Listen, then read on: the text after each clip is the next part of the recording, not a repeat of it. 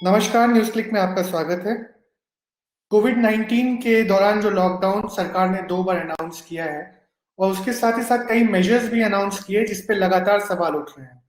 हमने देखा है कि किस तरीके से मज़दूरों की एक लंबी कतार दिल्ली और अन्य शहरों में अपने गाँवों की तरफ जा रहे थे वो। ई-कूपन्स को लेके, खाने के रेशन के बँटवारे को लेके, इन सभी मुद्दों पे लगातार सवाल उठाए जा रहे हैं और इसी बीच रैपिड टेस्टिंग जो थी उसको भी बंद कर दिया गया है। मजदूरों का सवाल है, केंद्रीय कर्मचारियों के डीए पर रोक लगा दी गई है और इकोनॉमिक पैकेज लोग कह रहे हैं कि सफिशिएंट नहीं है। इन सभी मुद्दों पर बात करने के लिए आज हमारे साथ जुड़ रही हैं सीपीआईएम की पॉलिट ब्यूरो मेंबर कॉमेड वृंदा करार। वृंदा, आपका न्यूज क्लिक में स्वागत है। Thank you.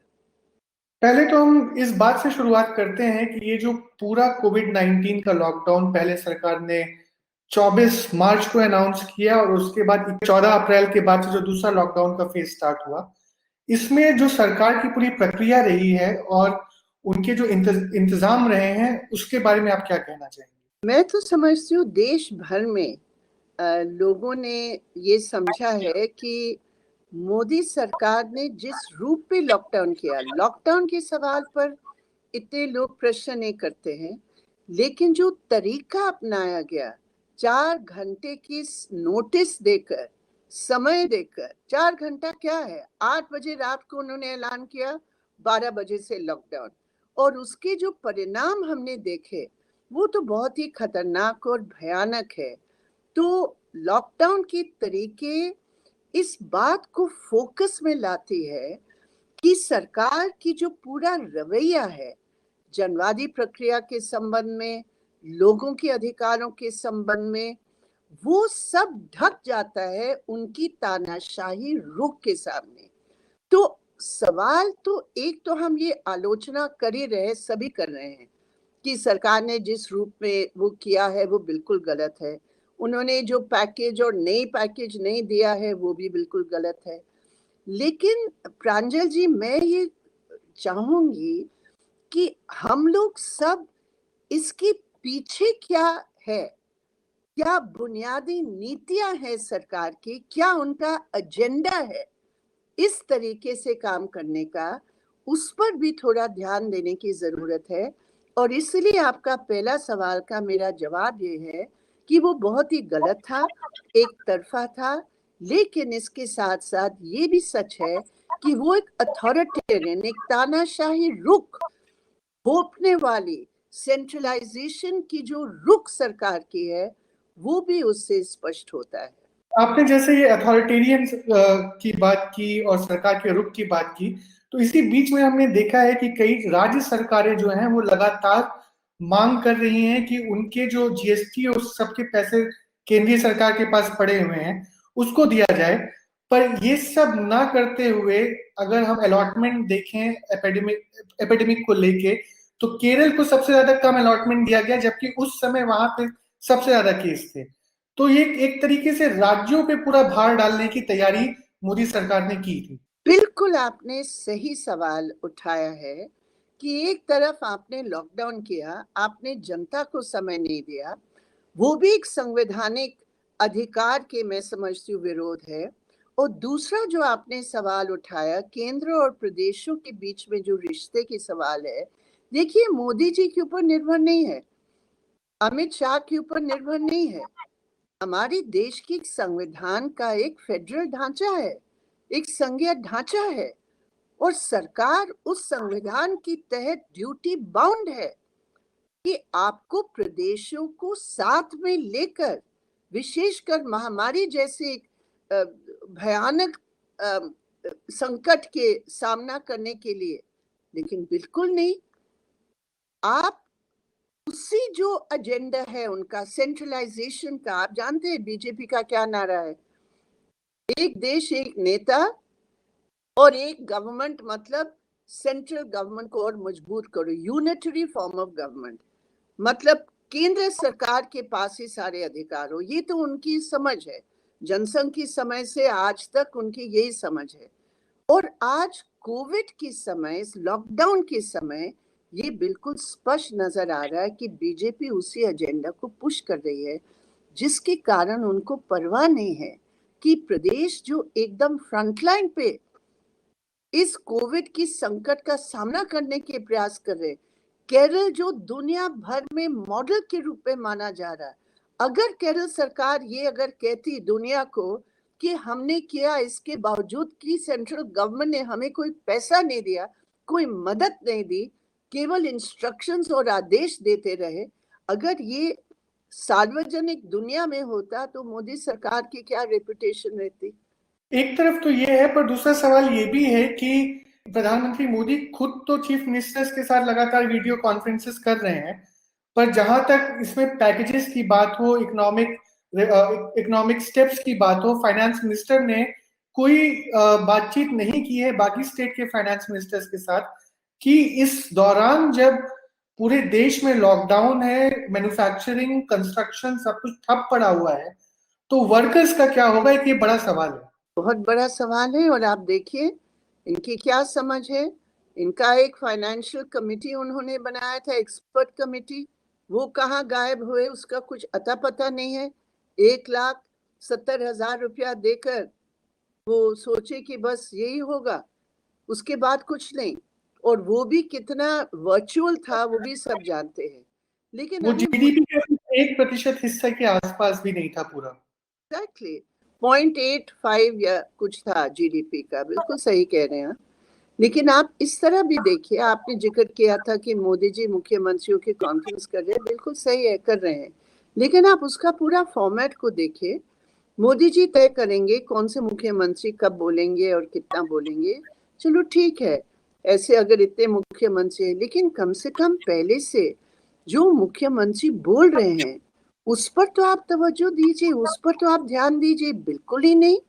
और अभी वो कह रहे हैं कि इकोनॉमी इज फाइन, मतलब हम कल्पना नहीं कर सकते हैं। पूरी दुनिया में हर देश अपने अर्थव्यवस्था को बचाने में, और ये हिंदुस्तान है जहां ऑलरेडी हम लोग मंदी के दौर पे चल रहे थे, ऑलरेडी बेरोजगारी का दर सबसे अधिक था 4 दशकों में, ऑलरेडी परचेसिंग पावर, क्रय शक्ति लोगों का सबसे कम था 2 दशक में। लेकिन वही हमारे उस देश के प्रधानमंत्री बोलते हैं कि हमारी इकोनॉमी बिल्कुल परफेक्ट है, कोई प्रॉब्लम नहीं है। और इसी बीच में बेरोजगारी दर अपने सबसे चरम पर पहुंच गई। चरम पर पहुंच के अब जो लेटेस्ट प्रणब सेन जो इकोनॉमिस्ट है वो उन्होंने बताया है, उनकी जो स्टेटिस्टिक्स के आधार पर उन्होंने अनुमान लगाया है कि 2 हफ्ते के अंदर 5 करोड़ लोगों की जीविका खत्म हो गई। आईएलओ ने कहा है कि अगले कुछ महीने में अगर सरकार तुरंत हस्तक्षेप न करे तो हिंदुस्तान में 40 करोड़ लोग गरीबी रेखा के और नीचे वो चले जाएंगे। 40 करोड़, ये आईएलओ का अनुमान है। लेकिन मोदी जी कहते हैं कि सब कुछ ठीक है। वृंदा, एक बड़ा सवाल ये भी उठता है कि जब मजदूरों की हम बात कर रहे हैं और इस जो सारे पैकेजेस सरकार ने अनाउंस किया, वो सब तो एक तरफ ठीक है, पर इसका जो सबसे ज्यादा प्रभाव पड़ता है वो अनऑर्गेनाइज सेक्टर ऑफ वर्कर्स जो है उन पर पड़ता है। महिलाओं पे एक बड़ा प्रभाव पड़ रहा है। इन जो स्पेसिफिक मुद्दे हैं उसके बारे में कोई चर्चा ही नहीं हुई है पिछले 1.5 महीने से। देखिए इनकी नजर में ये है या नहीं है मैं नहीं कह सकती हूँ। नहीं तो आप बताइए, जिस देश में 93% वर्कर्स जो लेबर फोर्स में है, 93% वो अनऑर्गेनाइज सेक्टर, अनऑर्गेनाइज सेक्टर में आप समझ लीजिए ऑर्गेनाइज सेक्टर में भी अनऑर्गेनाइज, क्योंकि कॉन्ट्रैक्चुअलाइजेशन इतना जबरदस्त लेबर पैटर्न बन गया है। अभी एक अनुमान आया है, एक रिसर्च पेपर जेएनयू के कुछ प्रोफेसर ने किया है, उन्होंने कहा कि जो मजदूर फैक्ट्रियों में या कंपनियों में काम करते हैं उनका 13.5 करोड़ मजदूरों का कोई कॉन्ट्रैक्ट नहीं है। मतलब मालिक के साथ मैं फैक्ट्री में हूँ, उस रूप में ऑर्गेनाइज सेक्टर में हूँ, लेकिन मेरा कोई कॉन्ट्रैक्ट मालिक के साथ नहीं है। इसका मतलब कल भी मुझे निकाल सकते हैं, फायर पॉलिसी तो चल ही सकता है। 13.5 करोड़, 13.6 करोड़ उन्होंने अभी जो लगाया है अनुमान। तो आप ये देखिए जो लेबर पैटर्न्स है हमारे देश में मजदूरों के, जो कैजुअलाइजेशन और कॉन्ट्रैक्चुअलाइजेशन ऑफ वर्कफोर्स का, यानी कोई परमानेंट कॉन्ट्रैक्ट नहीं है। सरकार ने पहले ही कह दिया कि हम ये फिक्स कॉन्ट्रैक्ट के नाम पर 3 महीने 6 महीने की अवधि का काम हम लीगल करवाना चाहते हैं। वो तो ऑलरेडी इलीगली भी लीगल है, सब जगह ये लागू है। तो उनका क्या है? तो अनऑर्गेनाइज सेक्टर जो आपने जिक्र किया, ऑर्गेनाइज सेक्टर के अंदर भी जिन मजदूरों का कोई कॉन्ट्रैक्ट नहीं है, उनका वेतन, उनका सैलरी कौन देगा? उसके लिए सरकार का कतई कोई पैकेज नहीं है। इवन पूंजीवादी देश पैकेज कर रहे कि 70-80% स्मॉल और मीडियम इंडस्ट्रीज का हम लोन गारंटी कर रहे हैं, और हम गारंटी कर रहे हैं कि हम पैसे देंगे 70-80% वेजेस को कवर करने के लिए, ताकि रिट्रेंचमेंट न हो। हमारे देश में कुछ नहीं है। मोदी जी कहते हैं मन की बात में, आप कीजिए, आप कीजिए।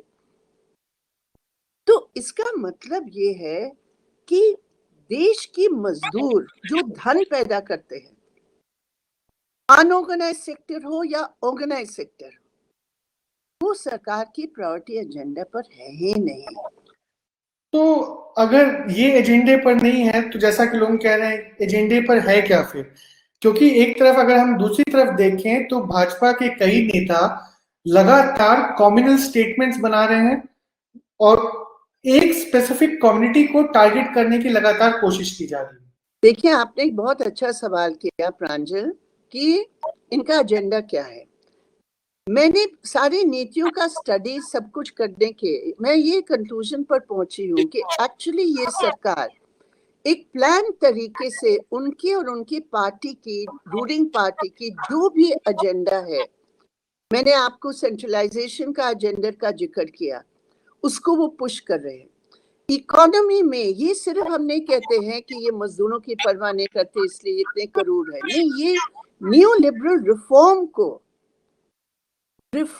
को इस कोविड के नाम पर, इस लॉकडाउन के नाम पर, वो रिफॉर्म की प्रक्रिया को और तेजी से पुश करने के सवाल, इसलिए ऑर्डिनेंस लाने की, मजदूरों का जो पूरा लेबर और कुछ उनको मिला नहीं, वो यही चाहते हैं कि मजदूरों की जो लेबर रिफॉर्म वो नहीं पास कर पाए, वो इसके थ्रू पास कर ले। तो सेंट्रलाइजेशन, न्यू लिबरल रिफॉर्म और पॉलिटिकल क्षेत्र में, जैसे आपने कहा कि उनकी विफलता को वो कैसे छिपाए, वो कैसे डाइवर्ट करे, वो कैसे लोगों को विभाजित करे, उसके लिए उन्होंने ये नीति अपनाया है। अब आप बताइए, एमएलए यूपी का बयान देता है मुस्लिम वेंडर्स के खिलाफ, पूरा सार्वजनिक है, पब्लिक डोमेन में वीडियो घूम रहा है, वो डिफेंड करता है। बीजेपी का प्रेसिडेंट नोटिस देता है, 2 हफ्ते के अंदर आप जवाब दीजिए, 1 महीने के अंदर आप जवाब दीजिए। तो मजाक है। आप सबके खिलाफ, जो भी आपके खिलाफ बोलते हैं उनके खिलाफ तो आप सोशल मीडिया हो या बयान हो, या आप तुरंत केस लगाकर उनको गिरफ्तार कर रहे हैं, और ये जो जहर फैला रहे हैं, क्यों?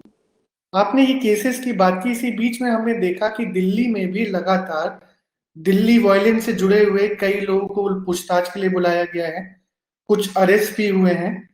तो दिल्ली में भी लगातार पैरेलली ये चल रहा है और उसी बीच में आनंद तेलतुंबडे, गौतम नवलखा जैसे एक्टिविस्ट को भी जेल भेजा गया है। जो इतना सुप्रीम कोर्ट के बारे में हम क्या बोल सकते हैं? ये लॉकडाउन के समय जिसके पास कोई सबूत नहीं, कोई एविडेंस नहीं, इतने दिनों तक वो कुछ प्रूव नहीं कर पाए, जो लोग जेल में है उस भीमा कोरेगांव के केस में, आज तक उनके खिलाफ कोई एविडेंस पेश नहीं हुआ।